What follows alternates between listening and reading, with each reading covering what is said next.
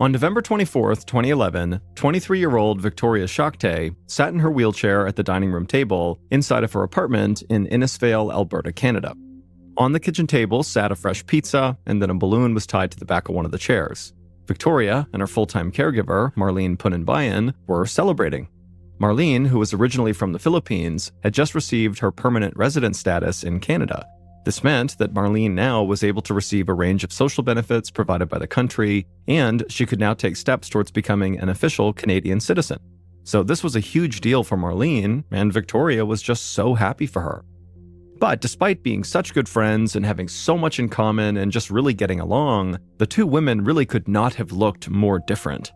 Victoria had dyed red and blonde hair, she had a pierced nose, and she loved wearing really bright colors, in particular red. As for Marlene, she was much more modest. She had dark eyes and dark hair that she always kept perfectly combed, and then even when she wasn't working, she dressed very sensibly. But for anybody who knew these two, Victoria and Marlene seemed like sisters most of the time, and Victoria relied on Marlene more than anybody else in her life. When Victoria was just 16 years old, she had been in this terrible car accident.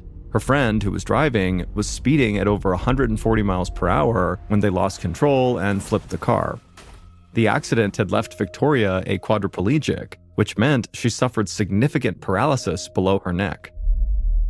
Now, at the time, Victoria's friends and family were obviously so relieved that Victoria had survived the accident. But, looking at her paralysis, her friends and family were worried that Victoria's life would ever go back to being even close to what it used to be.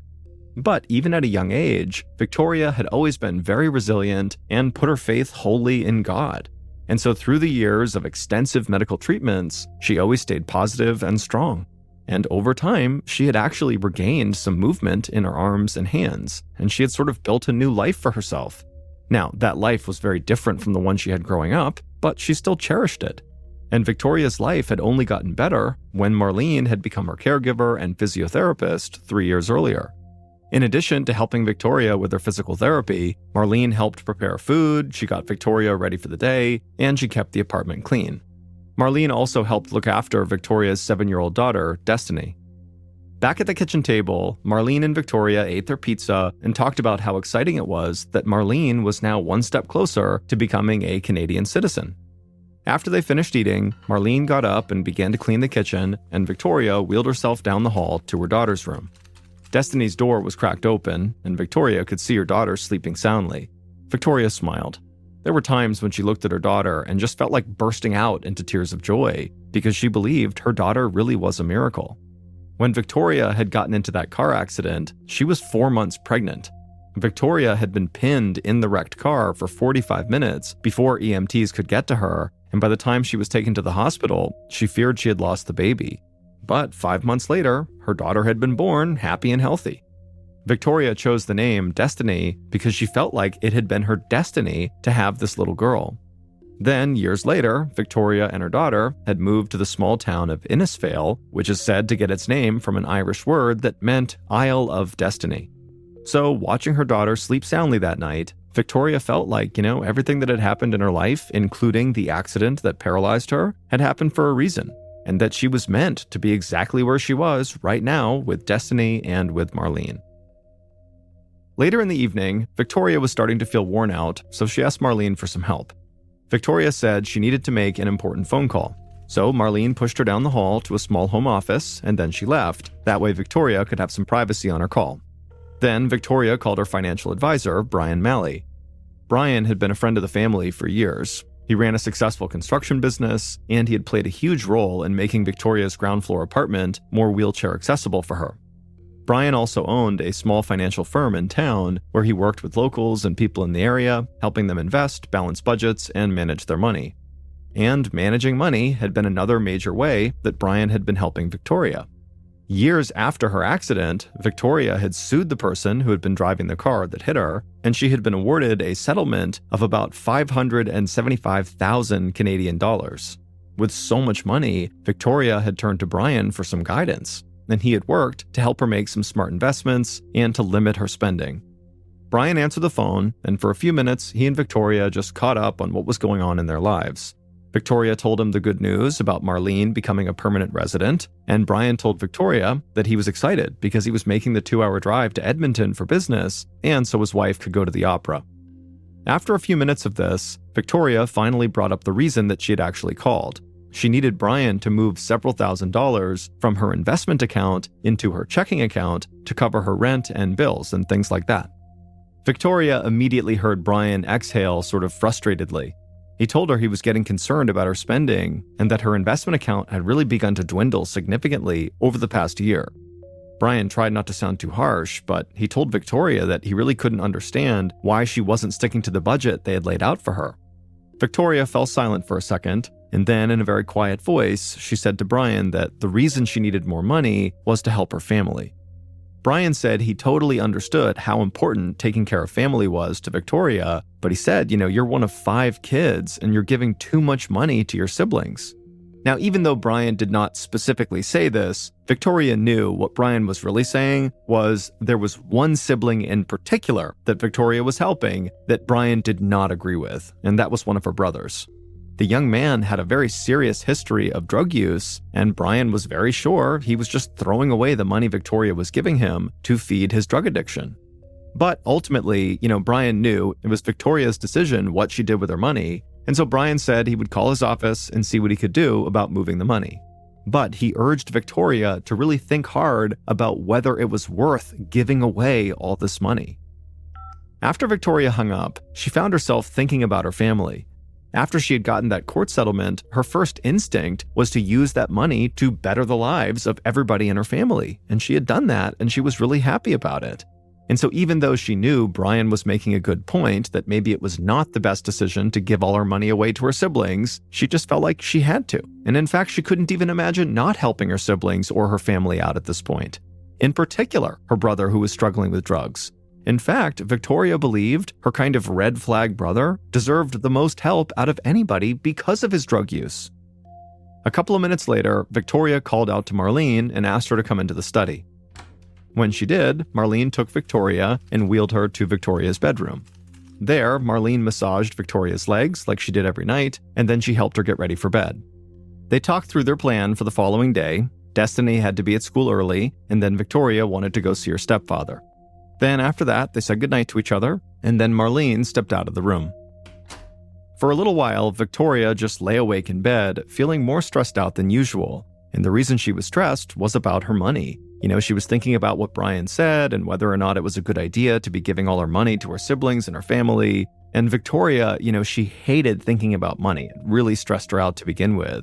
But she also told herself that she was going to see her stepfather the following day, and he always had great advice for her. And so maybe he would have some great financial advice. And so with that in mind, and also Victoria's steadfast belief that, no matter her problems, God had a plan for her, Victoria was able to eventually drift off to sleep.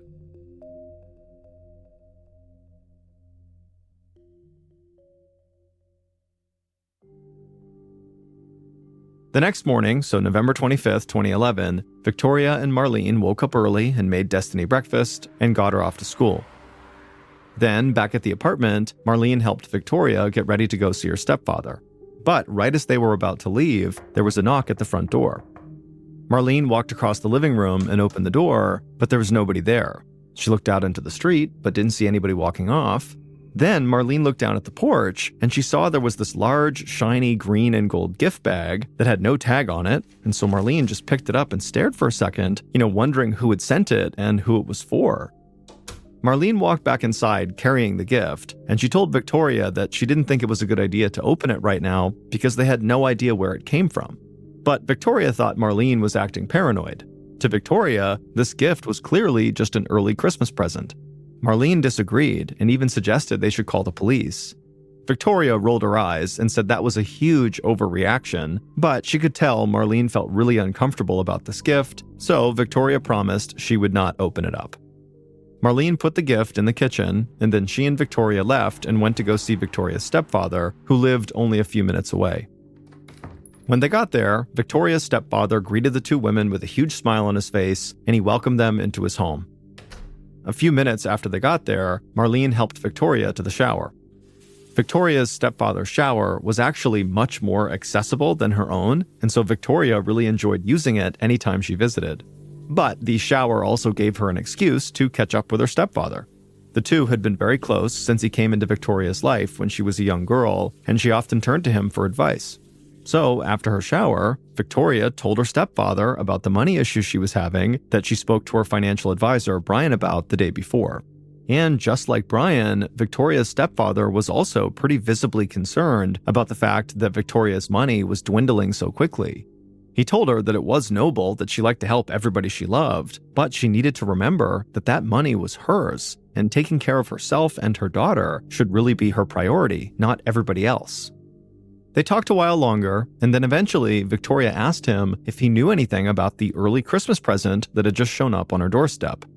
At this point, Marlene jumped into the conversation and told Victoria's stepfather that there hadn't been a card or a tag or anything on this present, and she hadn't seen who had left it at the door. And then Marlene said, I told Victoria that we should not only not open this gift, but we should also call the police and let them handle it.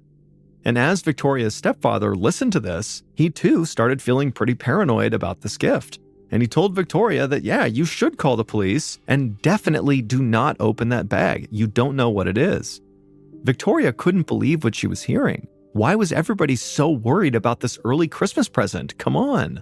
But at the same time, Victoria did not want to upset people, so she told her stepfather that she would not open the gift. A little bit later, Victoria thanked her stepfather for having them over. She told him she loved him, and then she and Marlene headed home. They got back to the apartment just before 9 a.m. Marlene walked right to the kitchen and began washing dishes from breakfast.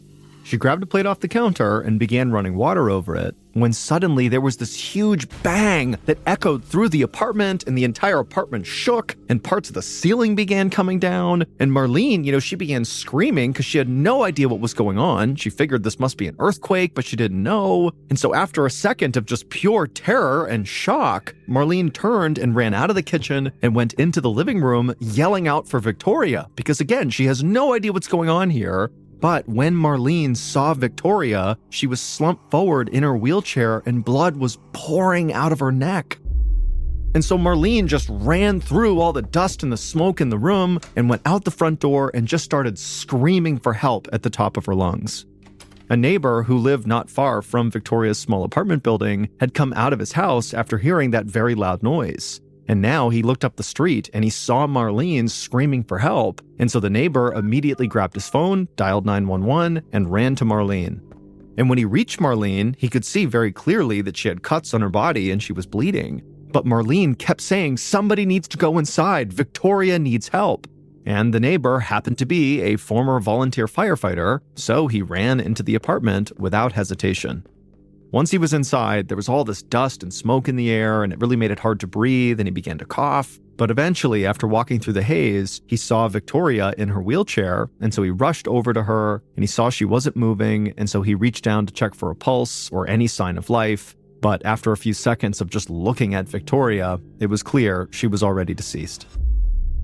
And so the neighbor ran back out of the house and sat down next to Marlene, who was collapsed on the ground crying, and just took her hand and tried to comfort her as best as he could as they waited for the emergency personnel to arrive.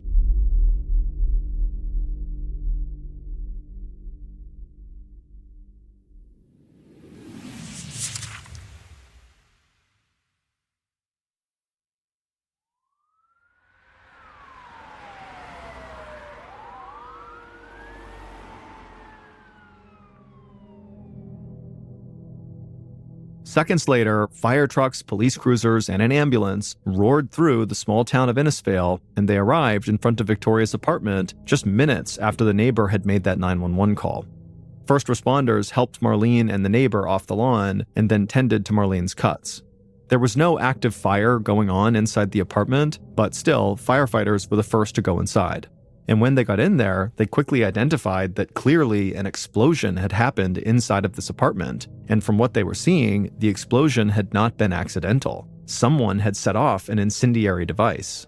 And so the firefighters went back outside, and they would contact local, regional, and national authorities about what they had just found inside of the apartment.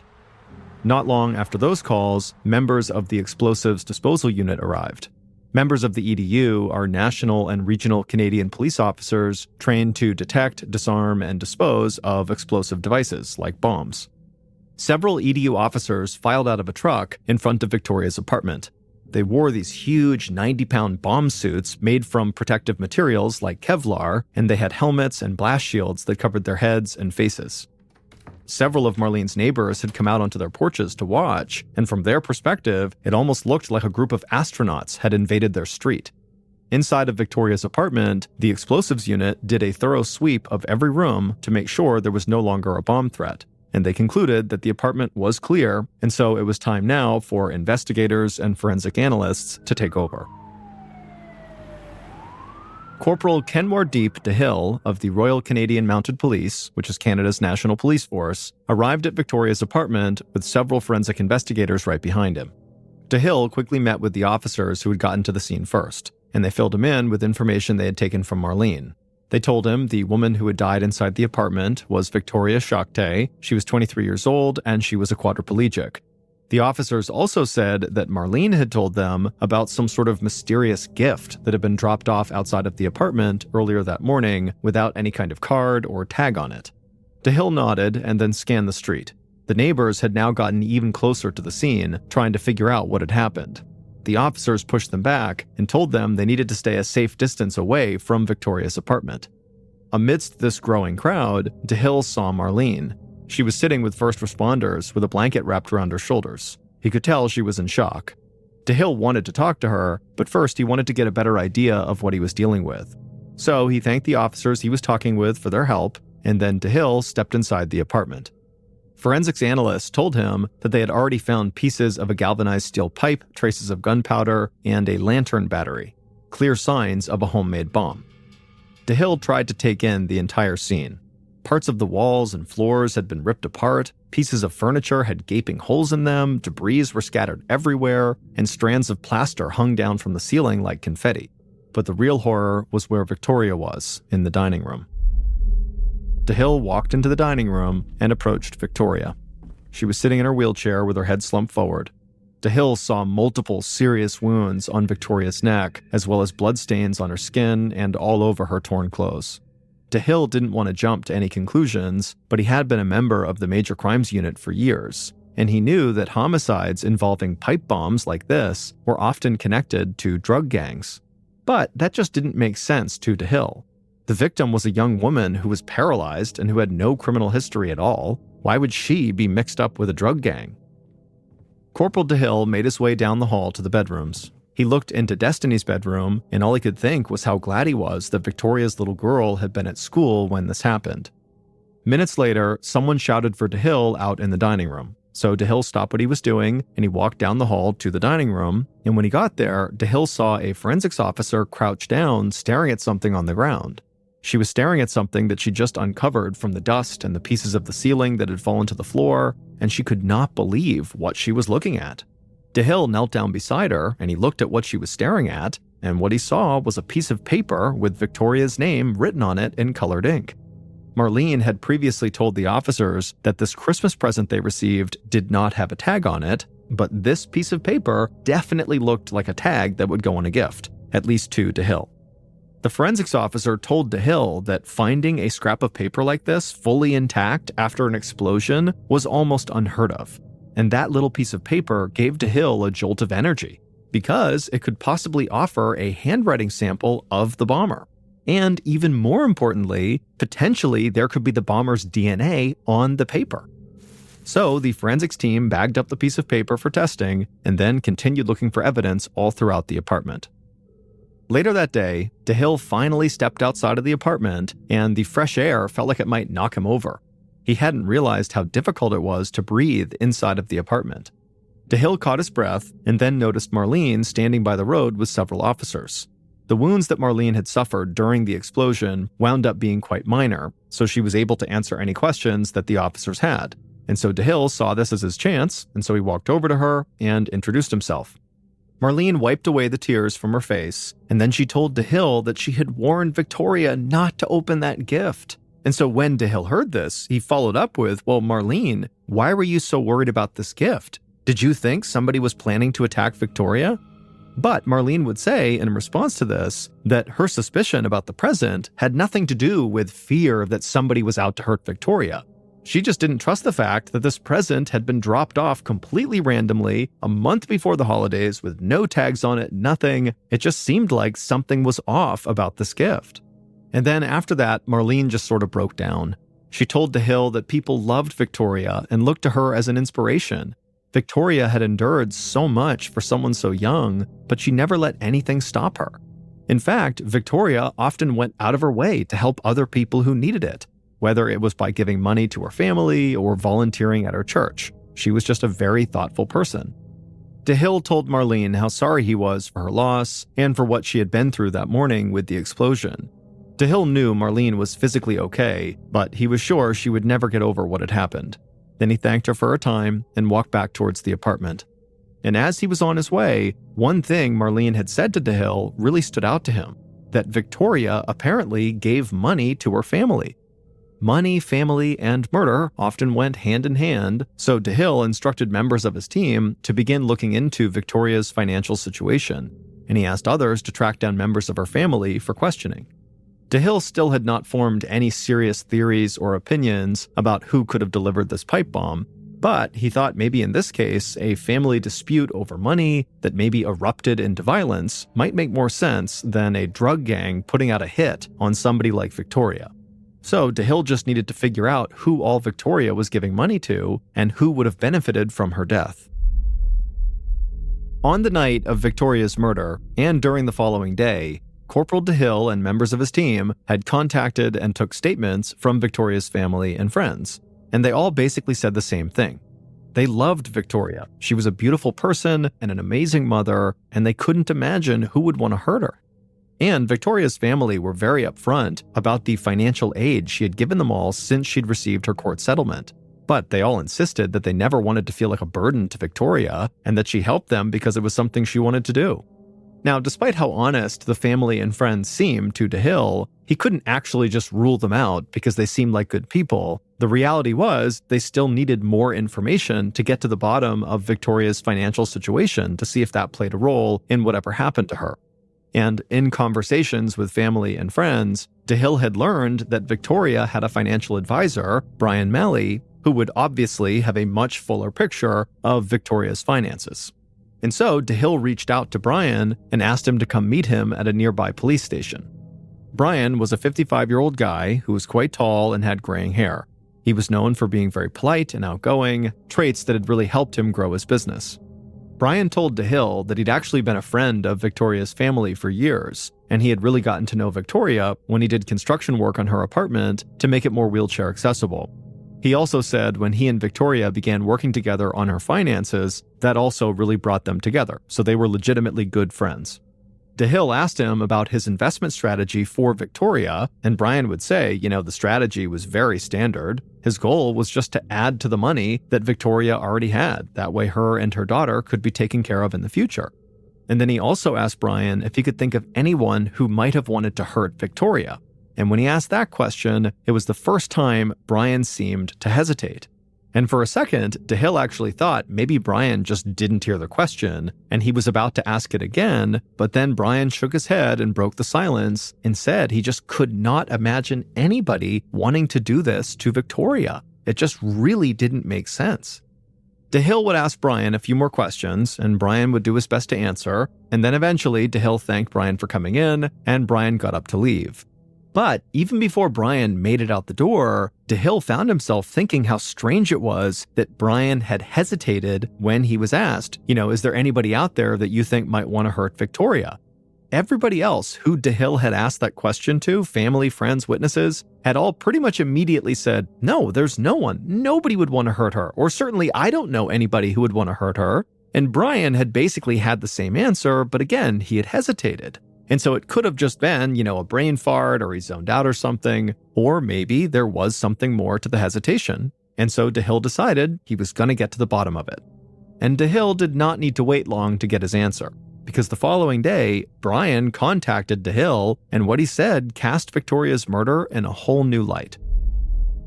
Brian told DeHill that one of Victoria's brothers, who she gave money to all the time, had a very serious drug problem. he'd been addicted to crack for years. But that wasn't all. Brian also thought there was a real chance that Victoria's brother was a drug dealer and that he had gotten on the wrong side of some pretty serious drug gangs. And so by the time DeHill hung up with Brian, he felt like he had just caught his first major break in this case. One of DeHill's initial thoughts about the crime scene was that the type of homemade bomb used to kill Victoria was often used by people in the drug trade. So DeHill wondered if it was possible that Victoria's brother owed money to drug dealers or had encroached on their territory when dealing drugs on his own or something. And if that was the case, maybe those drug dealers killed Victoria to send a message to her brother. And so soon after this call with Brian, DeHill raced off to go speak with Victoria's brother. And when he did and actually began talking to him, the young man tried to be as helpful as he could, and he admitted openly to struggling with drugs in the past. But he said he never dealt drugs to anyone, and the idea that he had connections to major drug gangs was laughable. DeHill was not ready to just take this guy at his word, but one thing DeHill definitely noticed was Victoria's brother was visibly angry that somebody even suggested that he had something to do with his sister's death. He told DeHill he loved Victoria, probably more than he'd loved anybody else in the world. And so after this meeting ended, DeHill did not think he had just gotten any closer to solving the case. However, at the same time, he wasn't ready to just drop the possible connection between drugs and Victoria's murder. And so for now, at least, that was still the best lead he had.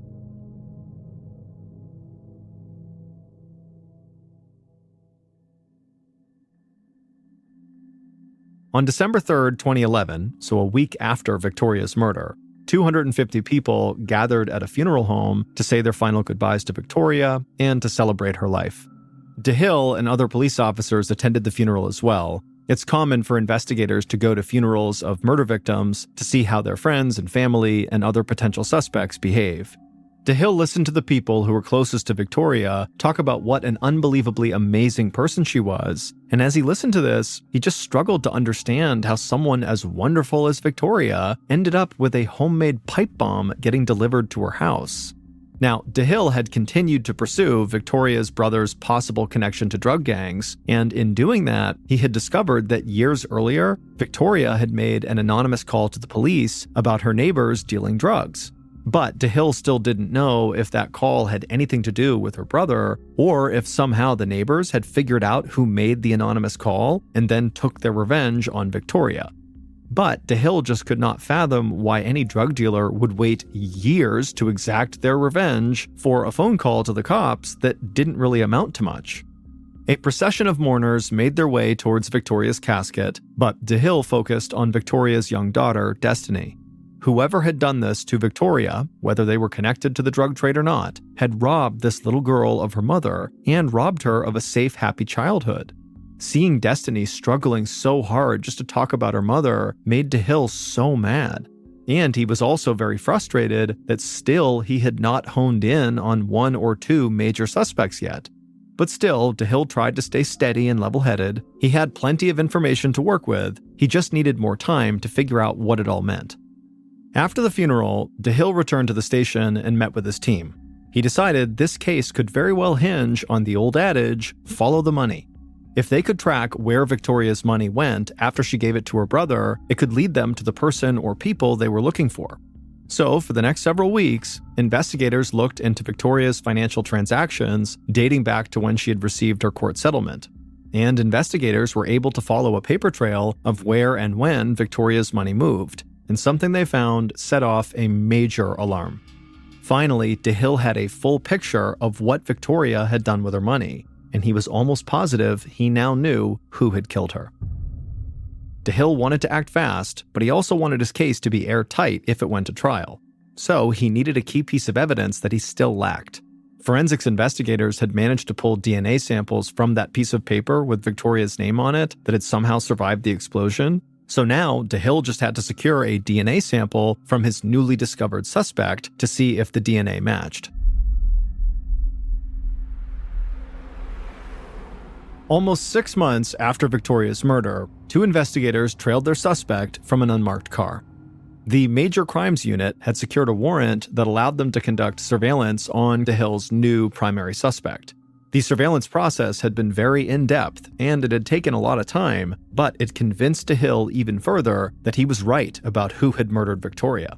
So now, these two investigators who were following this suspect needed to secure a DNA sample from this suspect to back up DeHill's theory.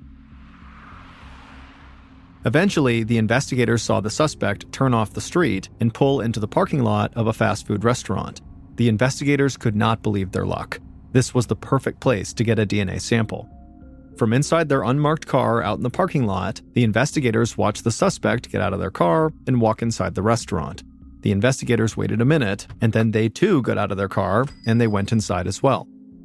The investigators bought food just to blend in, and then took a seat in a booth towards the back and kept an eye on their suspect.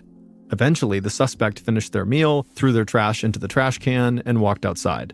And at this point, the investigators sprung into action. They put gloves on their hands, walked over to the trash can, and began fishing around inside of it until they pulled out a napkin the suspect had used to wipe their hands and mouth, and they slipped that napkin into a paper bag. And soon after that, the napkin was sent off for DNA testing. It took a while for the results to come back, but when they did, they showed DeHill exactly what he had been looking for. They were a match. DeHill had found Victoria's murderer.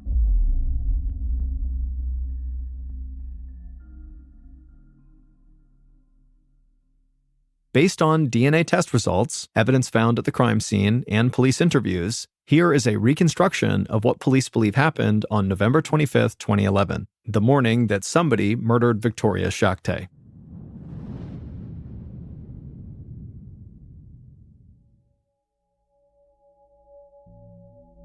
The sun wouldn't rise for hours, but the killer was already hard at work.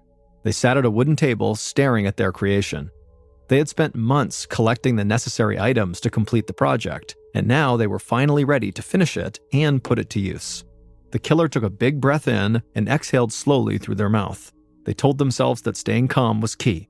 Shaky hands or sudden movements could be very dangerous. The killer slowly put the finishing touches on the pipe bomb, then backed away from the table and let out a huge breath and felt their shoulders relax. They reached down and picked up a white cardboard box off the floor, and they carefully set the bomb inside of the box. They closed the box and then grabbed a piece of paper and a colored pen, and they wrote the word Victoria in large, festive-looking letters on the paper and then taped it to the top of the cardboard box. Finally, the killer picked up a large green and gold gift bag and placed the box inside. A few minutes later, the killer drove through Innisfail and arrived on Victoria's street. They drove a little ways past her apartment and then parked their car. Then, after pulling their dark cap down to cover their face, the killer stepped out of the car and looked up and down the street. It was empty. So they reached into the passenger seat and took the heavy gift bag containing the bomb, and they walked carefully towards Victoria's apartment. As they moved, they did their best to stay in the shadows and avoid the streetlights. Finally, the killer reached Victoria's apartment, and they placed the gift bag down right in front of the front door, and then the killer knocked on the door and then turned and ran away as fast as they could. By the time Marlene opened the door, the killer was already gone.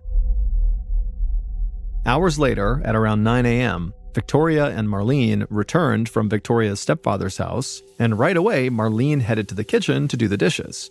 But while she was at the sink, she didn't hear or see Victoria, who wheeled herself into the kitchen as well, and Victoria grabbed the gift bag off the kitchen table where Marlene had left it, she put it on her lap, and then wheeled herself into the dining room.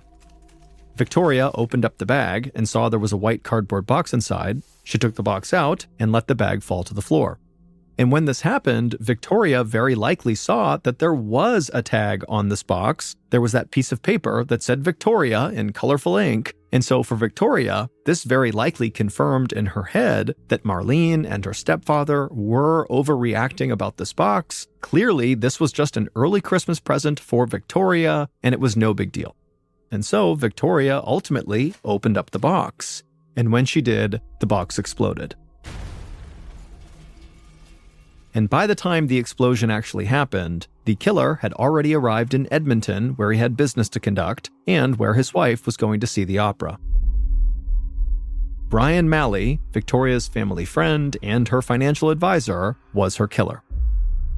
It would turn out the image of a kind, outgoing, successful businessman that Brian showed the world was nothing more than an act that he had spent years cultivating. In reality, Brian was a former cop who had been kicked off the Edmonton police force about 3 years after he had joined. Brian's first wife had divorced him because she believed he was a physical threat to her and their daughter, and his second wife had also divorced him because Brian was having an affair with a coworker. But somehow, Brian had managed to hide all of that, and he sort of reinvented himself when he had moved to the small town of Innisfail. And soon, he had established himself as a reliable construction worker, and then later as an honest and trustworthy financial advisor. But the truth was, Brian never really changed, and he made a habit out of using his clients' money for his own gain, making risky and even illegal investments in the hope that he could make some big money on commissions. And he got away with it for a while. But in 2011, Victoria had started to wonder why her large investment account kept dwindling so quickly. When she had asked Brian about it, he just kept saying the problem was that Victoria gave too much of her money away to her family. But when Victoria continued to push him for more information about what was happening, Brian started to panic. Because he had actually invested over 90% of Victoria's money in a single, very high-risk stock. And that stock had just cratered, so almost all of Victoria's money was now gone. And Brian had never consulted Victoria about doing this investment, so she had no idea what had even happened. He also obviously never disclosed the inherent risk of putting so much money into a single stock. Basically, you can lose everything really quickly. Brian knew his actions violated multiple Canadian financial laws, so he decided the only way to avoid getting caught and going to jail was to kill Victoria and pin the murder on her own brother. Now, Victoria's brother had nothing to do with the murder, and it was never shown that he had ever dealt drugs. But ultimately, it was the investigators' initial pursuit of the brother's possible drug connection to this crime that had led DeHill and his team to uncover Brian's financial crimes. But even with all of this information about his financial crimes, DeHill needed something much more concrete to directly connect Brian to the murder. Luckily, that piece of paper Brian had written Victoria on and then taped to the bomb survived the blast, and DNA samples from that paper ended up matching the DNA sample taken from the napkin that Brian had thrown away when he was at the fast food restaurant. And so after finding that match, DeHill and his team moved in and arrested Brian. Brian was ultimately found guilty of first-degree murder and several charges related to constructing and delivering an explosive device. He was sentenced to life in prison with a chance for parole after 25 years. On April 16, 2024, a 42-year-old woman named Erica Nunes and her 68-year-old uncle named Paulo Braga arrived at a bank in the Brazilian city of Rio de Janeiro in a cab. Erica got out of the back seat first and then asked the driver to wait so she could go inside the bank to get a wheelchair for her uncle because recently he had been sick with pneumonia in the hospital. She found one in the lobby and then wheeled it back outside. When she got back to the cab, the driver helped her lift her Uncle Paulo into the wheelchair, and then afterward, Erica thanked the driver, and then she wheeled her uncle up to the bank, and as she got near the door, a bank attendant came out and opened up the door for them to go inside. Erica smiled at the attendant. Her uncle had been living with her for the past 8 months, and so Erica was pretty accustomed to some level of caretaking, but it had gotten a lot harder recently with her uncle being in the hospital with pneumonia, and so Erica was just exhausted. And so little gestures like this were very appreciated. But despite her exhaustion, today was a really good day for Erica. Because her uncle was so appreciative for all the help that he had actually offered to go to this bank with her today and take out a loan for her in his name so she could do some much needed repairs around her house.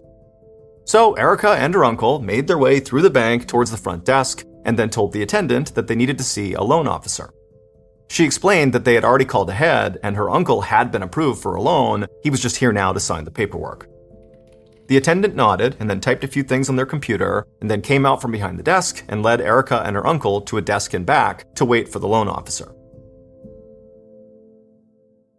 A minute later, when Erica saw the loan officer approaching the desk, she stood up and smiled and was about to say hello, but the loan officer did not smile back. Instead, she just glared at Erica and her uncle in a way that made Erica feel very uncomfortable. And then, instead of shaking their hands, the loan officer just turned around and walked away. Erica looked around in confusion and then sort of sat down awkwardly, feeling worried and also a little annoyed. She turned and watched as this loan officer continued walking away and then stopped next to some employee. She bent down and whispered something in the employee's ear, and Erica watched as this employee's eyes went wide as she heard whatever the loan officer said. And then this loan officer and that employee, they got up and they vanished into a back room of the bank. So now Erica was feeling really weird about all of this. She turned to her uncle and she saw he couldn't even meet her eyes. So she reached out and just began massaging his neck and shoulders. A little while later, the loan officer would come back to the desk, and this time she was carrying this huge stack of papers, and she placed it on the desk in front of Erica's uncle. But instead of sitting down and going over this huge amount of paperwork with them, the loan officer just stood there staring at Erica, and Erica stared right back. And for about 30 seconds, there was just tense silence, and then eventually, the loan officer pulled out her phone and very obviously started filming. And so now, Erica went from feeling just uncomfortable to feeling sort of afraid.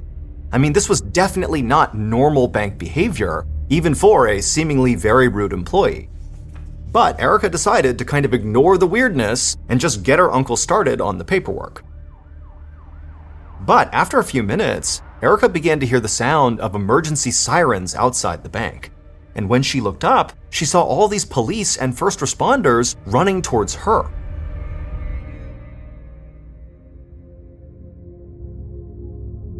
The video that loan officer shot that day of Erica and her uncle went viral in Brazil.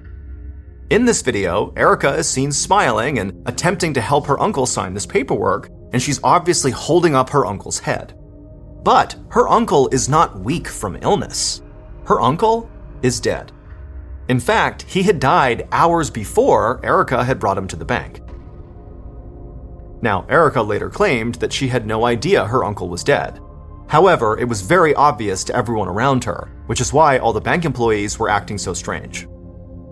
Erica was arrested and held for 16 days before being released on bail. She faces charges of abusing a corpse and attempted theft through fraud. Her case has not yet been adjudicated.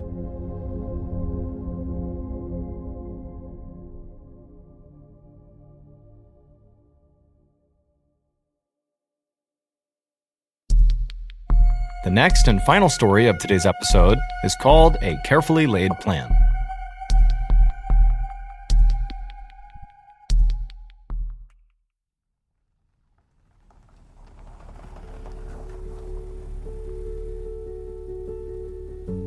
On the evening of June 17th, 2004, a 21-year-old woman named Molly Daniels pulled into the driveway of her little home that she shared with her husband and 2 kids in suburban Texas.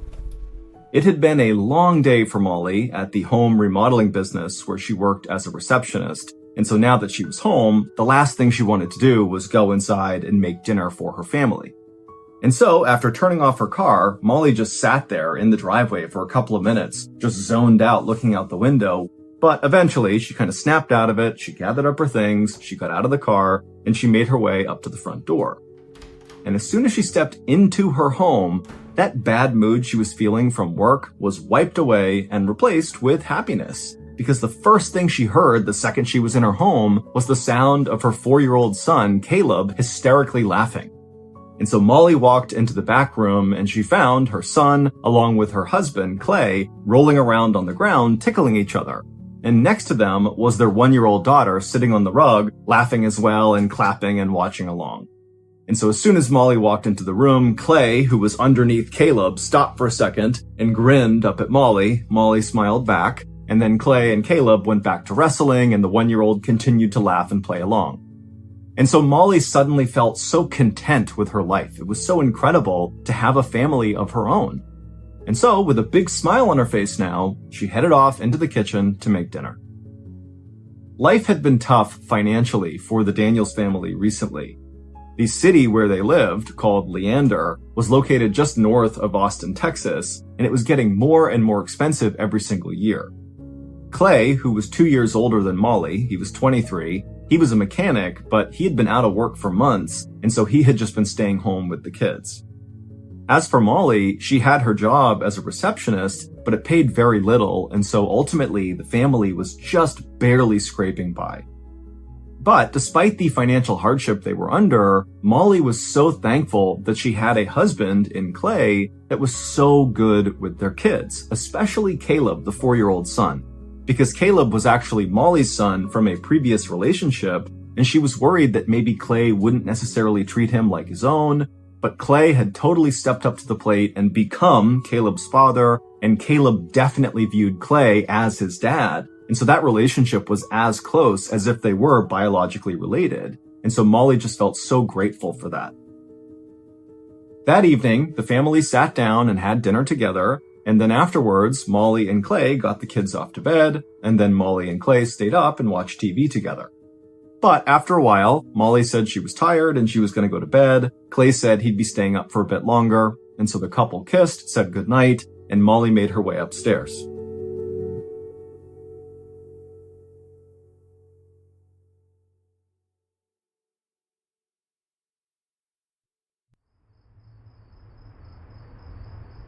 At around 10:45 p.m. that night, so about 15 minutes after Molly went upstairs, she was laying in bed, drifting off to sleep, when she heard the sound of their front door open and then shut, and then she heard the sound of their car being turned on and leaving the driveway. Now, this was not a big deal for Molly because earlier that night, Clay had mentioned kind of offhandedly that he wanted to go see his mom that night, that he might swing over there and say hello. He had a couple of paperback books that he wanted to give her. And so Molly knew there was a chance he could be doing that, and so she assumed that had to be what she was hearing, and so she forgot about it and fell asleep. The next morning, when Molly woke up at 6 a.m., she rolled over and she saw Clay was not in bed with her. Now, she wasn't immediately alarmed by this because it wasn't unusual for Clay to get up really early. And so Molly climbed out of bed, she made her way over to the window, and she looked down at the driveway, expecting to see their car back, meaning Clay would be downstairs somewhere. But she looked in the driveway, there was no car. And so suddenly feeling kind of panicked, Molly went downstairs and looked around the house. Clay wasn't there. And so she picked up the phone and she called Clay's mother. And when Clay's mother picked up, Molly said, "Hey, is Clay with you? He said he was stopping by last night. I heard him leave. Is he with you?" And Clay's mother would say, "No, he's not here. And in fact, I didn't even know he was going to be stopping by last night. I haven't heard from him." The drive from Molly and Clay's house to Clay's mother's house was 40 miles of twisting, fairly dangerous highway. Now, Clay regularly made this trip to and from his mother's house, and so Molly was never that worried about him going on this 40-mile stretch. But suddenly, without saying it, both Molly and Clay's mother were thinking the same thing. Did Clay get into a car accident last night on the drive to his mother's house? And so at some point, Clay's mom on the phone tells Molly to stay calm, stay at the house with your kids. I'm going to get in the car. I'm going to drive the route that Clay would have taken back to you, and we'll see if we can find him. And then as soon as the two women hung up, Clay's mother ran to her car. She jumped inside, she turned it on, she peeled out of the driveway, and began speeding those 40 miles back towards Clay and Molly's house. And she had only gotten about halfway along this trip when up ahead she saw all these flashing blue and white lights. She saw crime scene tape across the whole road. This was a section of the highway that was heavily forested on either side, and she could see traffic was backed up very far on the other end and as well on her side. And so of course, Clay's mother is thinking, this is my son. He's been in an accident right here. And so she pulls over to the side of the road, she throws it in park, she gets out and runs to the nearest police officer and begins frantically asking them, what's happened here? What's happened? And as she's talking to the officer, she notices behind him, there's all this smoke coming up from the forest. There's a fire down in the forest. And so she's craning her neck to look down and see what it is. And the officer tried to stop her, but finally she pushed past him and she looked and she saw there was a car on fire that clearly had flown off the road. And so in a total panic, she begins asking the officer, do you know who it is? Is it my son? Is it Clay? The officer told her to please calm down. We have no idea whose car this is. We're trying to figure it out. The fire department hasn't even put the fire out yet. We don't know enough to tell you anything. But at this point, Clay's mother could not wait any longer for answers, and so she turned around, she ran back to her car, she hopped in it, and she made her way around this big police barricade and sped the rest of the way to Clay and Molly's house. And there, she picked up Molly, she drove her back, and when they got there, both women are totally hysterical, but they run right up to the police tape, and they look down in the direction of where this fire had been, which now had been put out. There was just smoke coming off of this car frame that had been totally burned out, and immediately, when Molly looked down there, she recognized the car. Or I should say, she recognized the shape of the car, because the fire had totally eviscerated the car. But Molly, she was seeing the frame was about the right size, and she was seeing that strewn around this burned out car were all these paperback books that had been burned up partially in this fire. And she knew that Clay had likely been on his way to his mother's house with all these paperback books inside of the vehicle. And so she knew this had to be Clay. And at the same time that Molly is having this horrible realization, the fire department down below was able to actually get into the burned out vehicle. They opened up the door and they found right away there was a body in the driver's seat. And so between the size of the body, all the paperback books that Molly said, that would be something Clay would have, along with several other personal effects that were found inside of the car, like Clay's prized Harley-Davidson pin that he always wore in his hat, it was obvious that this was Clay.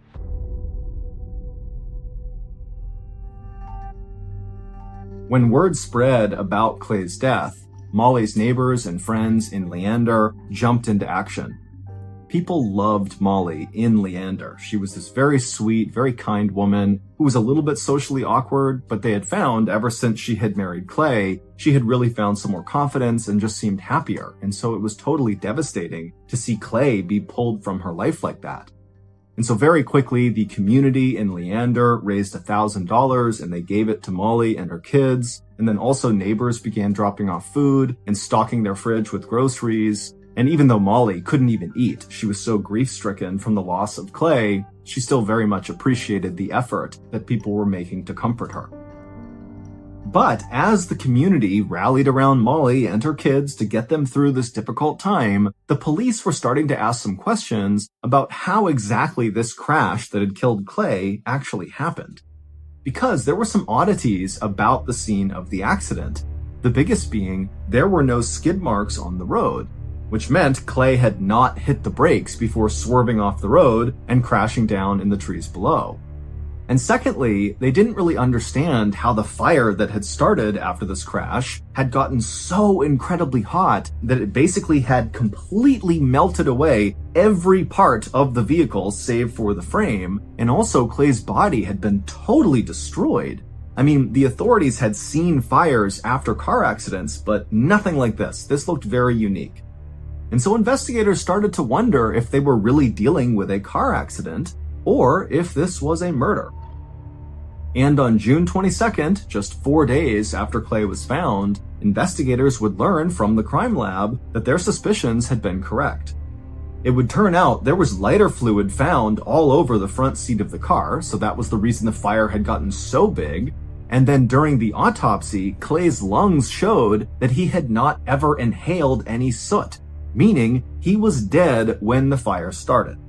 And so very likely, Clay was murdered and the car accident was staged.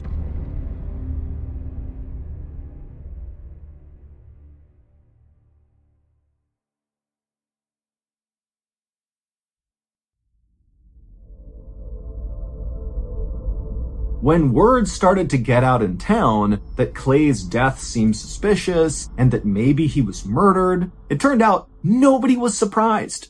Because even though Molly adored Clay and thought he was a great father, most other people in Leander hated him. He was known around town to be this totally short-tempered guy who would just pick fights with people out of the blue. In fact, at Clay's own funeral, his literal best friend stood up to eulogize him, and during this, he said, "I think honestly, the world is a better place without Clay." And so investigators began looking into Clay's background to see if they could find connections with people that might have a grudge or some reason to be mad at Clay who might want to do him harm. And very quickly, investigators found something. Just 10 days before Clay was found, he had pleaded guilty to sexually assaulting a 7-year-old girl. But the sentence he received was incredibly light. He was given 30 days in jail, which he had not served yet, and probation. Now, the father of the victim, the 7-year-old girl, was absolutely furious about Clay's light sentence. And in fact, just a couple of days before Clay died, the father threatened to kill Clay. So investigators quickly tracked down this father, and they brought him in for questioning, but very quickly this father made it clear to police that yes, he hated Clay. Yes, he had threatened to kill Clay, but no, he had nothing to do with what happened to Clay. And the father had an alibi to back that up. And so, after confirming his alibi, the police somewhat reluctantly allowed the father to leave, even though to a lot of them, he just really seemed like the slam dunk primary suspect, but he couldn't have been. And so with him out of the picture, the police were kind of back to the drawing board. And so they decided they would actually go talk to Molly and see if maybe she could shed some light on who else might have wanted to hurt Clay. Now, in their previous conversations with Molly, police found her to be incredibly polite and also at the same time very, very upset about the death of her husband. But this time, when investigators showed up at Molly's house and she brought them into her kitchen where they sat down to talk, it was like the police got a totally different Molly. And it happened as soon as they asked her, hey, who do you think could have hurt your husband? It was like Molly suddenly became impatient. She didn't have time for these questions. And finally, she just said, you know what? I think Clay was depressed because he had that prison sentence that was coming up that he didn't want to serve. And so probably he just killed himself. I think that's what happened. And so now I need you guys to leave. And so the officers didn't make a fuss. They didn't fight Molly on this. They just got up, they left. But once they were back out in their car, they looked at each other and they both agreed that Molly's behavior was very suspicious, and it made them think, maybe she actually knows more about what happened to Clay and she's kind of trying to cover it up and make the police go away. And over the next couple of weeks, as police began investigating Molly, they discovered quite a bit of evidence that made them even more suspicious of her. For one thing, there was Clay's $110,000 life insurance policy that Molly was entitled to, and Molly had apparently been calling the insurance company nearly non-stop every day, trying to get them to wire that payment as soon as possible, and Molly apparently was telling people in town how excited she was about getting that money. Also, police learned, after talking to Molly's neighbors, that Molly was starting to date again already, just 3 weeks after her husband has died. She's out there on the dating scene, even bringing home one of her boyfriends and having him live with her 2 kids. And according to Molly's babysitter, this new boyfriend that was coming into the house was really upsetting Caleb, the 4-year-old, who had been so close with Clay. The babysitter would say that Caleb, who normally was a very mellow child back when Clay was still alive, was now very violent and emotional, and periodically he would just stop, look up into the sky, and scream, "I love you, Daddy!" But when the babysitter brought this up to Molly and said, really, you should get your son some help here, Molly got angry and said Caleb was fine, it was none of her business, and then she slammed the door on the babysitter. But despite how suspicious Molly now seemed, there wasn't any real evidence that actually linked her to Clay's death.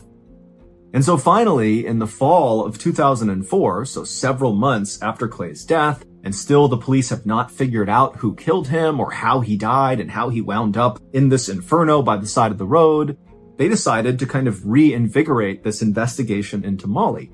They really wanted to find evidence that she was involved in Clay's death. And so they decided to put a surveillance team on Molly 24/7. And at first, the undercover police would report that Molly's behavior was incredibly routine. She basically did the same things every single day. She got up, she got the kids out the door, she went to work. Afterwards, she picked her kids up from the babysitter, she went home, she fed her kids, and then they all went to bed, and they did it all again the next day. The only deviation from her schedule was periodically she would go out after work to run some errands, like go to the grocery store. But then on December 3rd, so 6 months after Clay was found, Molly would finally break her routine. On that day, Molly, on her way home from work, made a pit stop in this parking lot near several local stores. So she parked her car, she got out, but then instead of walking into one of these stores to run an errand or something, she walked to a dark-colored Mustang that was parked in the parking lot as well, and a guy was driving it. This guy the cop didn't recognize with dark hair. Molly walked up to him and began talking to this guy through the window. And then at some point, Molly began very suspiciously looking over her shoulder like she was trying to see if anyone was watching her. And then she walked around and climbed into the Mustang with this guy. She shut the door, and then the two of them drove off together. And so the undercover police officer followed after them. And eventually, the Mustang containing Molly and this guy pulled into the parking lot of a Taco Bell, a fast food restaurant. And so they stopped, they got out, and the undercover officer watched as the two of them casually walked inside of the Taco Bell. They ordered some food, and they sat down by the window to eat. And so by this point, the undercover officer, he's not seen anything incriminating happening here, but what he's seeing is such a break from her routine that it just seemed really suspicious, and he wanted to go inside and have a look. And so he called for backup from another undercover officer who was part of the surveillance team. He came into the parking lot, and then the two of them, these two officers who are wearing plain civilian clothes, they both got out of their unmarked vehicles, and they casually walked into the Taco Bell, and they got in line to order food. And as they were standing in line, one of the undercover officers casually turned around in line and very nonchalantly scanned the room, like he was looking at nothing in particular. But in reality, what he was doing was taking a quick glimpse at Molly and this guy she was with. And when the officer took this quick glimpse, he noticed something very strange about the guy that Molly was sitting with, something that the officer hadn't seen before, but now that he was up close, he could see it. And as soon as he saw this strange thing, the officer tapped on his partner's shoulder like, all right, we're doing something here. The officer reached down, put his hand on his concealed gun underneath his shirt, and then he walked across the restaurant, not even pretending to be undercover at this point. He's basically giving away that he's a cop. He strode right over to their table, and when he stopped in front of them, Molly and the guy she was with both looked up at him in surprise, and the officer just stared down at the guy, not at Molly, just at the guy. The strange thing the officer had caught when he looked over at the guy was that he recognized him. This was someone he knew personally from being in law enforcement in the area. This guy was Clay Daniels, Molly's supposedly dead husband. He had just clearly dyed his blonde hair black.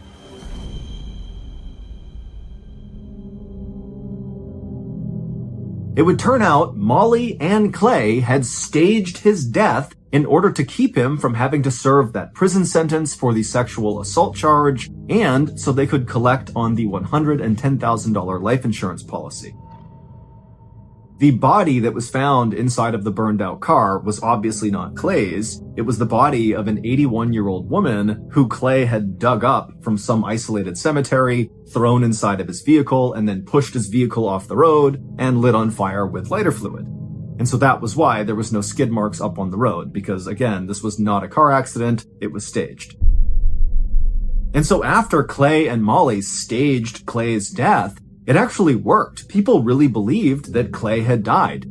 They were questioning how he died, but nobody really thought it wasn't Clay. And so their plan was working, but after 3 weeks of being apart with Clay kind of hanging out by himself away from the town, Clay and Molly just couldn't stand to be apart any longer.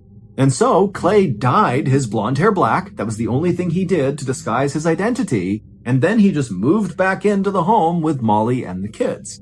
And so that was the new boyfriend that neighbors were seeing Molly with. She was not actually going out on new dates. She was just back with Clay. And Clay's stepson, Caleb, the 4-year-old, he immediately recognized that his father was back, even though he had black hair. But Molly and Clay had convinced the little boy that Clay was not really Clay. Instead, this was the new boyfriend, Jake. This is very likely why Caleb had begun acting out. He was old enough to understand that something wasn't right, but not old enough to understand that his parents were lying to him. It's unclear why Molly and Clay, who lived together shamelessly, decided to have this weird rendezvous in the parking lot inside of Clay's Mustang and then go to Taco Bell and eat together. But regardless, it was this secret meetup that ultimately led to them getting caught. Molly and Clay were both charged with insurance fraud, and they both pled guilty. Molly was sentenced to 20 years in prison, and Clay was sentenced to 30 years in prison plus 20 more years for probation violations. Molly has since been paroled, while Clay is still in jail. In 2014, Alan Ruby was a 19-year-old freshman studying political science at the University of Oklahoma. Despite being relatively modest and soft-spoken in person, on social media, he projected this lifestyle of wealth and grandeur. He'd oftentimes post pictures of exotic sports cars and expensive watches and clothes, and he would travel the world to Paris, London, New York City, and take all these pictures showing off this incredible life he had. He really wanted people to believe that he was this fabulously wealthy, successful guy. Alan was only able to project this phony lifestyle on social media because he was spending his father's money. His father was a successful businessman who was also the publisher of a newspaper that was quite successful, and so Alan would just spend his money, and then even after his father would give him money, Alan would steal his credit card and additionally rack up thousands of dollars of credit card debt. But as media began to shift away from print media to almost all digital, a lot of newspapers began to fail because they weren't able to transition to digital. And his father's newspaper was not making that transition very well, and they were losing money left and right. And so Alan's father told everybody in his family, with a focus on Alan, that we all need to cut back on our spending because money's tight right now and it's unclear if it's going to turn around. So we got to be careful with how much money we do have. Alan acted like he was going to cut back on his lavish lifestyle, but in reality, he wasn't going to. He was totally addicted to spending money and giving off this vibe that he was so wealthy and successful. And so around this time, Alan steals his grandmother's credit card and secretly leaves the country and goes to Paris to have this vacation on his own. He's taking these pictures in front of the Eiffel Tower and he's spending all this money. And his father finds out that he's stolen this credit card and he's furious. And instead of waiting for Alan to come home and saying, don't do that again, he decides he's going to send him a message that he's going to remember. And he calls the police. Alan gets charged with theft, he pleads guilty, and he has to go before a judge who sees that he has no criminal record, so he kind of goes easy on him, and he says that you need to pay back all the money you spent to your grandmother, and you need to go to an addiction program to try to break this habit of yours, to stop spending all this money. After Alan leaves court, his father felt like he finally got the message. It seemed like it had finally gotten through to him that this was a really big problem, and he felt like he had made the right decision in calling the police. But in reality, Alan hadn't changed at all. As soon as he got back from court, he was stealing from people outside of the family, he was taking loans from loan sharks, all of this just to keep up with his phony appearance he portrayed on social media. On October 9th, 2014, Alan owed $3,000 to a particular loan shark and had no way of paying it back. So instead of asking his parents for money, which for him would have been too embarrassing, he decides the best course of action is to kill his entire family. And so he strolls into his home and he shoots his mom dead, he shoots his sister dead, and then he waits for his dad to come home and he shoots him dead because his big plan is with his whole family gone, he's going to become the sole heir to the family's estate, and that will be enough money to not only pay off this $3,000 debt, but have a little left over so he can go on vacation to Paris again. So after he's committed this horrible crime, he leaves his family where they are. He goes and takes the surveillance footage from inside the house. It was on a DVD, takes the DVD out, takes the murder weapon, leaves the house, chucks the DVD and the weapon into a lake, and proceeds to drive to Dallas, where he checks into a very fancy hotel and meets up with friends and parties the whole weekend. His friends that were with him that weekend would later tell investigators that Alan seemed totally normal. There was no red flags. There was no indication that anything was wrong. He was just laughing it up and having a great time that whole weekend. The following Monday, when Alan's father doesn't show up for work, the police are notified. They go to the house and they find the Ruby family. When police went out and got Alan and brought him back to the station to chat with him and tell him what happened and see if he knew anything, His sad reaction to his whole family now being deceased was apparently so insincere that officers almost immediately assumed that he was probably the guy that did it. Ultimately, Allen would confess, and the prosecutor wanted to push for the death penalty, but Allen's remaining living family members actually said, "Don't do the death penalty. We don't want to risk that not happening. We want to see justice served right now. Can we create a plea agreement where he gets life in jail, but there's absolutely no way for him to get paroled, no matter how good his behavior is, no matter how old he is, no matter what, he can't ever get out of jail." And so they did. They created that plea agreement. They gave it to Allen to sign. He signs it, and as they're walking out of the courtroom, his last remaining family members disown him and say, "May God have mercy on your soul," and they leave.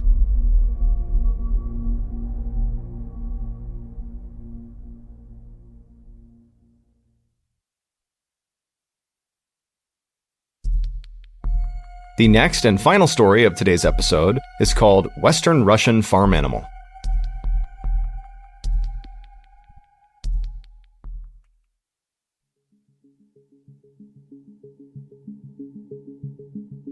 At around 9 p.m. on March 3rd, 2022, a 31-year-old woman named Corey Richens tucked her 3 young sons into their beds and then headed downstairs to her kitchen inside of her luxurious home in suburban Utah. Once she got down to the kitchen, she yelled out for her husband, whose name was Eric, to come join her in the kitchen. Corey had some big news that she had just learned that day, and now that their kids were all tucked away in their beds and were off to sleep, she and her husband could celebrate this big news and share a drink together. A moment later, Eric walked into the kitchen and Corey grinned at him and handed him his drink and then gestured for them to go upstairs to their bedroom. And so the two of them went upstairs, they sat down on the bed, and then Corey broke the big news. Corey's tiny real estate company had just found out that day that they were very likely going to close on a deal for this gorgeous 20,000 square foot mansion in Utah for $2 million. Now, Corey knew once she bought this property, she could do a couple of renovations to it and then quickly sell it for $3 million, meaning she was about to make a $1 million profit. Corey had been working really hard on her real estate business for years, but this really represented the first big break. She and Eric lived in a very conservative part of Utah where it was kind of expected that someone like Corey would stay home with the kids and be a good housewife, and that would be her life. But Corey didn't really want that. She wanted to have a professional career that was kind of on par with her husband's. Eric ran a very profitable masonry company that allowed the family to take vacations to Mexico and Spain every year, and also to afford their sprawling property at the end of the cul-de-sac. Corey had stayed home when the 3 boys were much younger, but now that they were 5, 7, and 9 years old, they had decided to hire a nanny, which had allowed Corey to finally go out and pursue her professional dreams. And so, totally beaming with pride, Corey sat there on the bed and clinked her husband's glass and went over all the details of this deal and talked about how great their lives were about to become with all this additional income. But fairly quickly, both of them decided they were too tired to stay up and celebrate any longer, especially Eric, who earlier that day had gotten an allergy shot and it had totally knocked him out. He was feeling kind of weak and tired. And so the two of them decided to just go to bed. And so after brushing their teeth and changing, they got into their bed, they turned off the light, and they were about to lay down and go to sleep when they heard their 7-year-old crying in his bedroom. And both parents let out a groan, and then Corey, she stood up, indicating she would handle this because they knew often their 7-year-old would have nightmares, and the only way he would go back to sleep was if his mom laid with him. And so Corey, she kissed Eric, and then as Eric rolled over to go to bed, Corey walked out of the room, she went down the hall, went into her son's bedroom, she got under the covers, and then before long, she and her son had fallen asleep.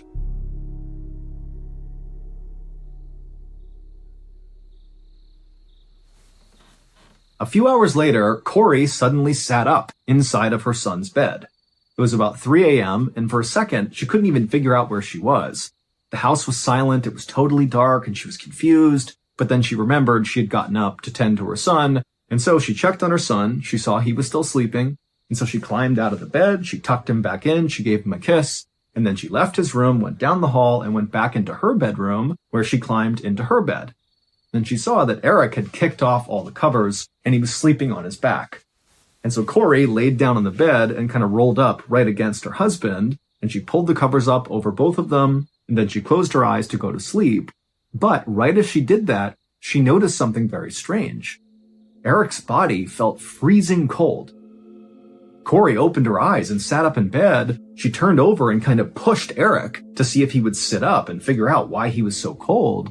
But Eric didn't budge, and when she pushed him, he felt really heavy, like dead weight. And so suddenly starting to panic, Corey yelled Eric's name several times, but Eric didn't budge. And so Corey leapt from the bed, she grabbed her phone, and she dialed 911. And when the dispatcher picked up, Corey was so hysterical as she's looking at her husband lying motionless in his bed that she could barely tell the dispatcher what was going on. But finally, she did get it out to the dispatcher, and the dispatcher said, "Stay calm, the ambulance will be there as soon as we can." And so just moments later, Corey heard the sirens outside, and so she ran downstairs, she flung the door open, and practically cried with relief as the paramedics charged into the house. But when the paramedics got upstairs into the bedroom and they went to go revive Eric, they saw right away it was already too late. Eric was dead. First responders had no idea what killed Eric. He seemed like a really healthy, fit guy who actually just the day before had gone for a casual 8-mile run, and he was also this big outdoorsman, always going on hikes and going on these long hunts. And so the idea that this guy had just suddenly died seemed really suspicious. The police did find a painkiller pill bottle on the bedside table next to Eric's side of the bed, and for a second they thought, well, maybe he overdosed on painkillers. But when they looked at the label on this pill bottle, it was immediately clear that this was a really old pill bottle and almost certainly had been empty for some time. When they asked Corey what she thought might have happened, she was totally in shock, but she did say, I don't know. I have no idea what happened to him. But, the day before, he did get that allergy shot and he had a kind of adverse reaction to it and really wanted to go to bed quite early, which seemed odd. But both Corey and the first responders agreed that it seemed pretty far-fetched that an allergy shot would lead to Eric's death.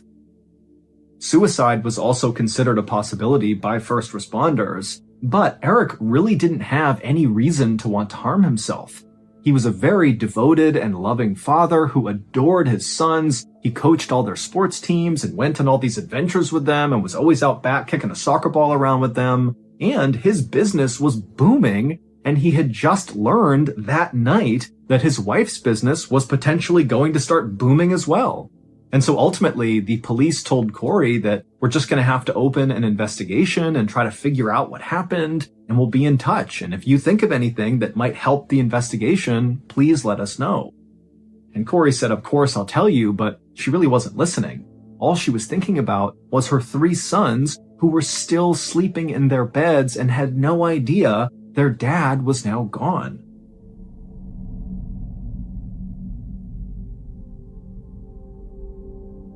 Over the next few weeks, while the family waited for autopsy results, Corey really focused her energy on her 3 boys, who were really hit hard by the loss of their dad.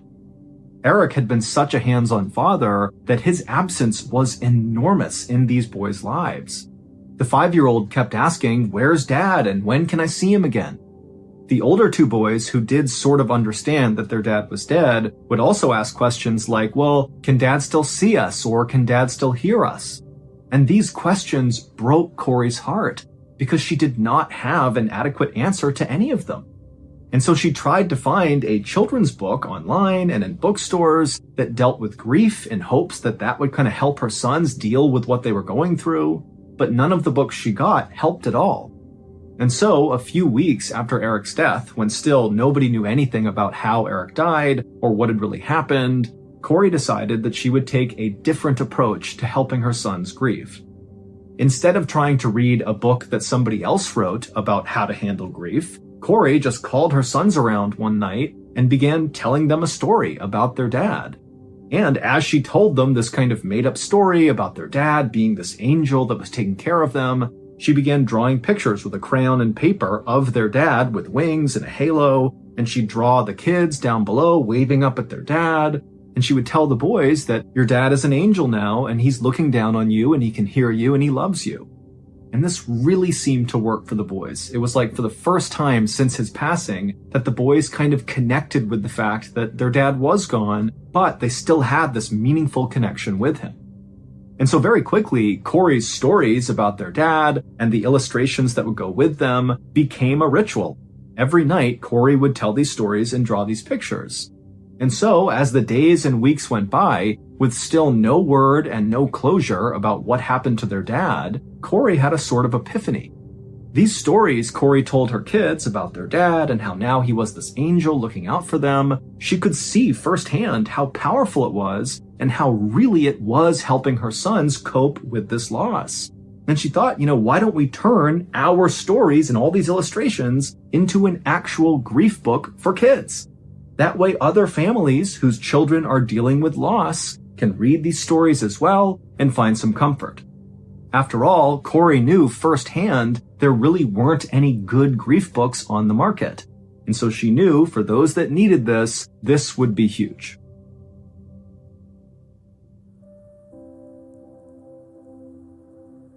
On April 13th, so 6 weeks after Eric had died, and several weeks after Corey and her kids had begun officially writing this kid's grief book, Corey was backing out of her driveway when from the other end of the cul-de-sac, she saw a police car coming down the way, and it was the lead detective on Eric's case, Detective Woody.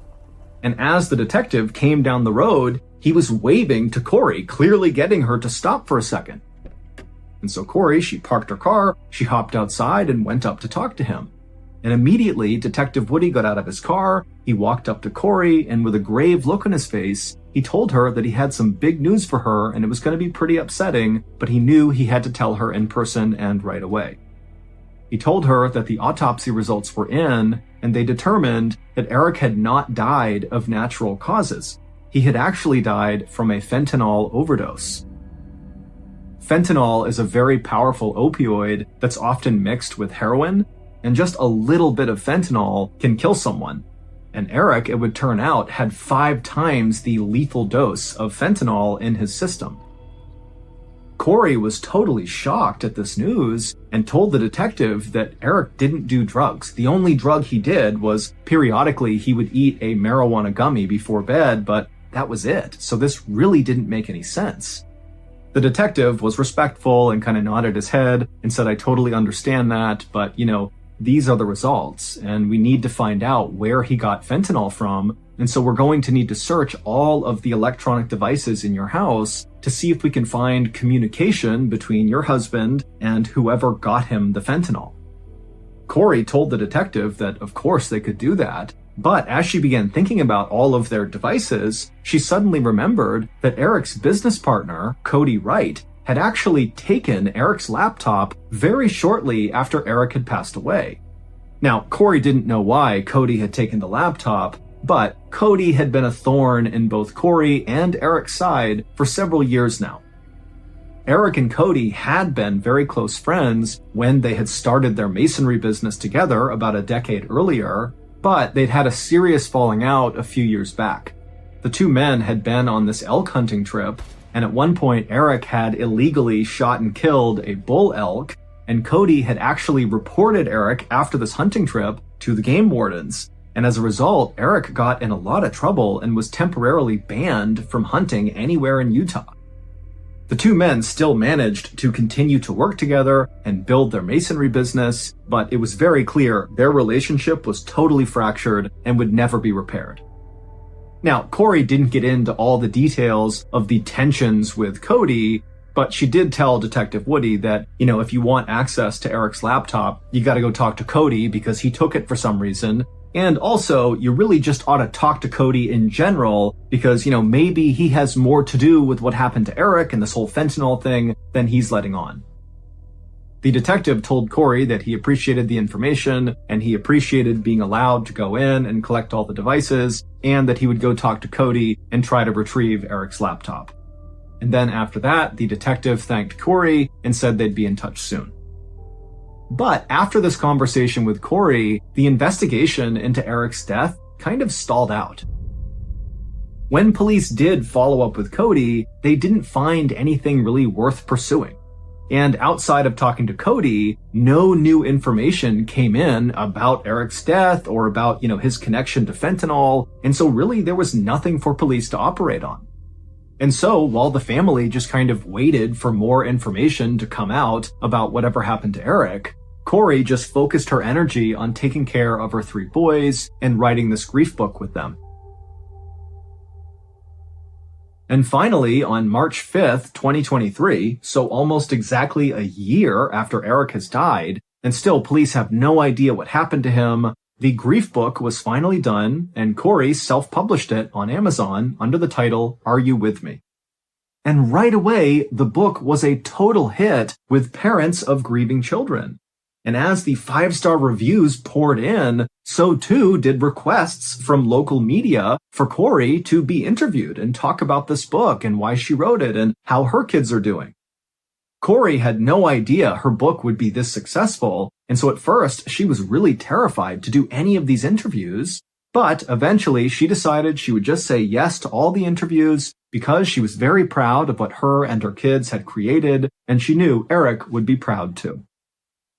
However, what Corey didn't know was there was going to be a massive unintended consequence from publishing this book.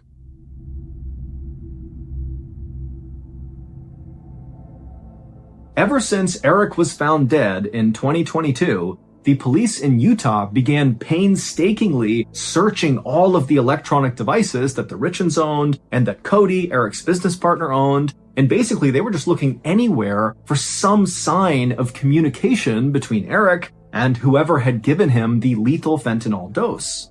And at some point during the search of all these devices, the police found something very unusual. And they knew it very likely had to do with Eric's death. But they didn't really have any evidence to prove that, and so they just had to kind of sit on it and wait to see what happened next. And what happened next was shortly after Corey published her grief book, it got all this media attention, and in turn, because of this attention, Eric's death, specifically the unsolved nature of his death, also got a lot of media attention. And eventually, several people who kept seeing all this news about Eric's unsolved death reached out to police and said, you know what? He did not overdose on fentanyl. He was murdered, and I'm almost positive I know who did it. And lo and behold, the alleged killer that all these people brought up to the police was the same person that the police in Utah had become suspicious of because of all those unusual things they had found during their search of all of the electronic devices. And so, on May 8th, 2023, not long after getting all these tips about this alleged killer, the police in Utah felt like they finally had enough ammo to go after this person, and they headed out to make an arrest.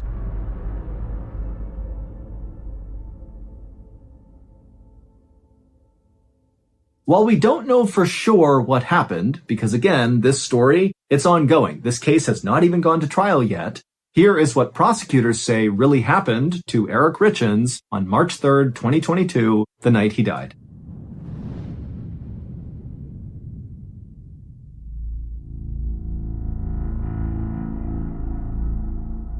That night, Eric was upstairs when he heard Corey down in the kitchen calling for him, saying to come down and join her. And so he went downstairs, he went into the kitchen, and immediately he saw his wife grinning ear to ear, and she promptly handed him a drink and said, I have big news and we're going to celebrate. And after the two of them went up to their bedroom, Corey told Eric all about this big real estate deal and how their company was about to profit $1 million. And then after that, they clinked their glasses together, said cheers, and took a sip from their cups. The drink that Corey made for both of them was called a Moscow Mule. It's made with ginger beer, vodka, and lime. But when Corey mixed Eric's Moscow Mule, she added one additional ingredient, a lethal dose of fentanyl. It would turn out Corey had been stealing money from Eric's bank accounts, and he had found out. Eric also had discovered that Corey had been taking out these massive loans in their family's name, which Eric was really upset about. In fact, Eric was so upset with Corey that he wanted a divorce and was talking to a divorce lawyer and making sure after the divorce was finalized that Corey could not touch his money. But perhaps sensing that a divorce was imminent and the money faucet would be turned off, Corey simply took out a $2 million policy on Eric and then killed him. And then shortly after that, in order to help her sons deal with the loss of their father, who she killed, she wrote a grief book about it and sold it for a profit. Police say Corey had been working for weeks to figure out the right fentanyl dose to give to her husband. On Valentine's Day that year, Corey had given Eric a poisoned sandwich that had fentanyl in it that she attached a love note to, but it obviously did not kill Eric. He just broke out in hives. So Corey got a stronger dose of fentanyl, she put it in his drink on March 3rd, and this time it worked. The story that Corey told first responders when they arrived to hopefully try to save Eric was that, they had had this celebratory drink, and then they went to bed, and then she had gotten up to see her son, and then, when she came back at 3 a.m., Eric was cold to the touch and she called 911. But in reality, after she poisoned her husband, and he's laying there still on the bed, slowly dying from this overdose, she just got up and paced around the house for several hours, Googling things like how to destroy electronic evidence and luxury prisons for the rich in America. These searches were, of course, the highly unusual and suspicious things that the police saw when they looked through all those devices during the initial part of the search. But as much as it made them think Corey likely had something to do with this, they didn't have enough to actually arrest her. However, after Corey published her grief book and went on this big tour promoting her grief book, Eric's family, who's watching this happen on TV and listening to the radios, they just couldn't take it. It disgusted them because they secretly believed that Corey had killed Eric over money. They didn't like Corey to begin with, and it just felt like she did this, and now she's profiting on Eric's death. And so family members began reaching out to police in Utah, and they said, "You really need to look into Corey. We think she killed Eric. This whole grief book thing is a joke. She's a killer."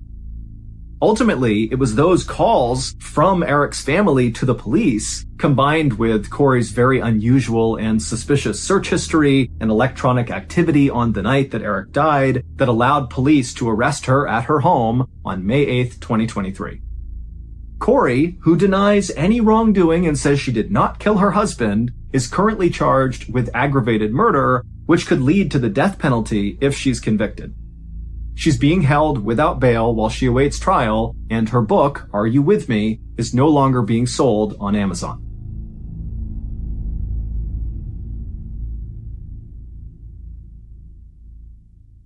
A quick note about our stories. They are all based on true events.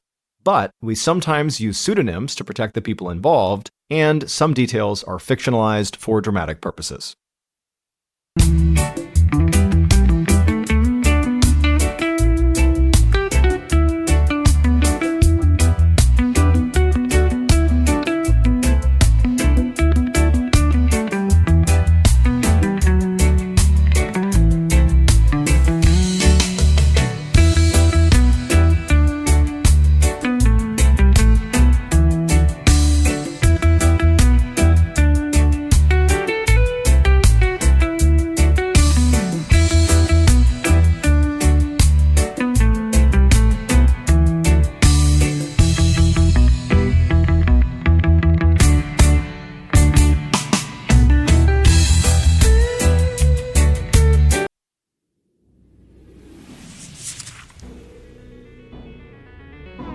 Thank you for listening to the MrBallen's podcast.